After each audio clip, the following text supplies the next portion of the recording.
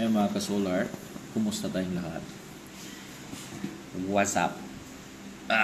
So, ngayon, i-share ko naman sa inyo kung paano mag-balance ng inyong solar charge controller at saka solar panel. Diba? Dapat match yung solar panel sa ating mga solar charge controller. Yung reason nun mga solar is para ma-maximize natin yung harvest.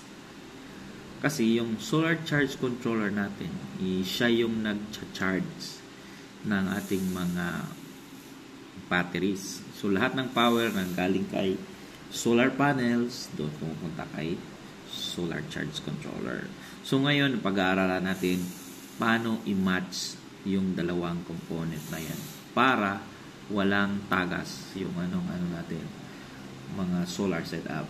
So walang tagas, walang naaksayang mga yung power. Kumbaga na-maximize mo yung capacity ng iyong solar charge controller at yung capacity din ng ating solar panels. So ganito. So pag titingin tayo sa ating online sa Lazada, ganito yung makikita natin. So ang dami-daming mga solar charge controller na pwede nating pagpipilian. So dapat marunong tayong mag-match nito sa ating mga controller at solar panel. So pipili tayo mga solar ng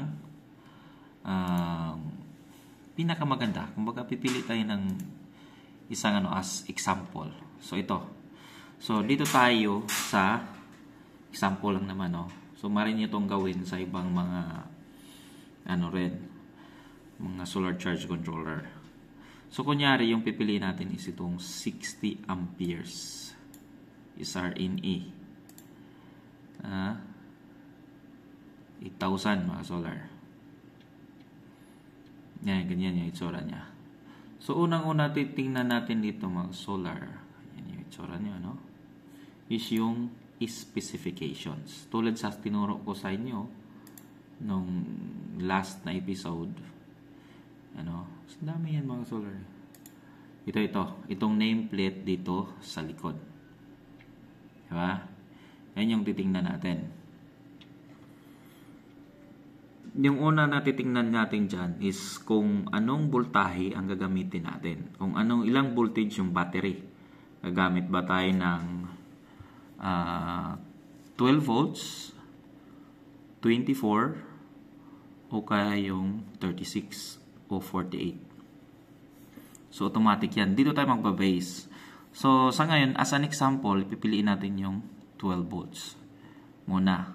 So, pag nakita niyo yung 12 volts, kung battery niyo ang pipiliin is 12 volts, tingnan niyo yung maximum solar panel na pwedeng ikabit dito sa controller na to kung gagamit ka ng 12 volts. Ito ay ang 800 watts. Kung makita nyo, 800 over 12 volts. So, meaning, pag gagamit ka ng 12 volts, 800 watts yung maximum na pwede mong magamit. Kung 24 volts naman, 1,600.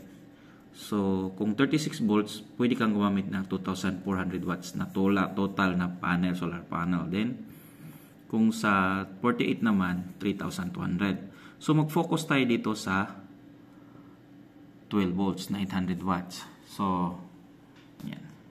Pakita mo. Kita natin. Ito. So, kunyari mga solar, lagay mo natin yung specifications natin. Sa 12 volts na battery, meron tayong 800 watts. So, ang unang gagawin natin mga solar is natin. Hahanap tayo ngayon kung anong mas mabuting gawin mas babagay na gawin sa kanya.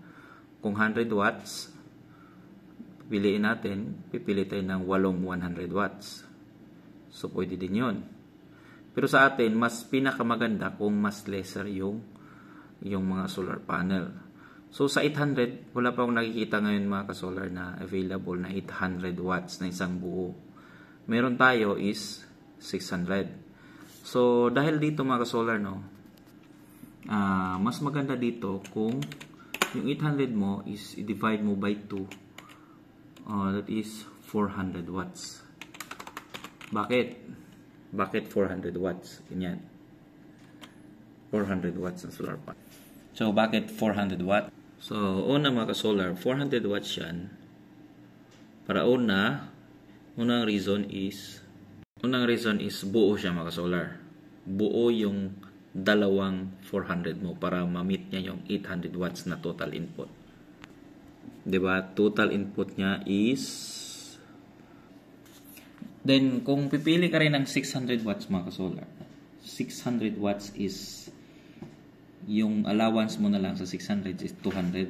So, meron kang isang 600 plus 200. So, hindi siya match. Hindi siya bagay. Inefficient yun. Magkakaroon ka ng mag-ibang different na size na solar panel na connected in parallel. So, mas maganda pag nakaparallel ka is the same solar panel para makuha mo yung 100% efficiency ng bawat solar panel. So, 400 watts, kung mag 200 ka, pwede rin 4 na piraso. 200 times 4 is 800. So, magkakaroon ka ng, pwede mo rin siyang i-4 na parallel. Because yung bawat yung input voltage niya is abot ng 150. Sabi ng specification. So, kung meron kang 18 volts kada isa na bawat solar panel, so hindi pa siya lalampas ng yung 18 volts.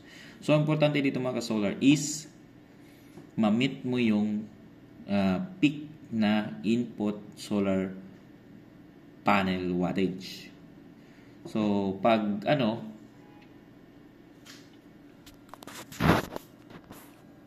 pakita natin mga solar. So, pag mas mataas yung solar panel mo, mas maganda yun pag may plano kang mag-upgrade. Mas mababa, mas inefficient. Kunyari, hindi na kasi uso ngayon yung 100-100. Palakihan na ng solar panel. So, yun ang natin mga solar. Pag match is divide mo lang yung wattage into 2 or 3 depending doon sa voltahe na gagamitin mo. So, sana mga ka-solar na intindihan nyo yung maliit ko na explanation tungkol dito. So, siguro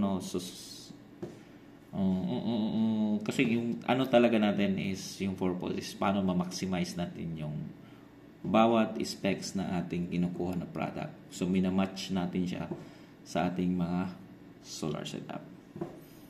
So, if you have questions mga solar, pwede kayong mag-type sa baba kung meron kayong gustong maliwanagan. So, see you again in the next video mga solar.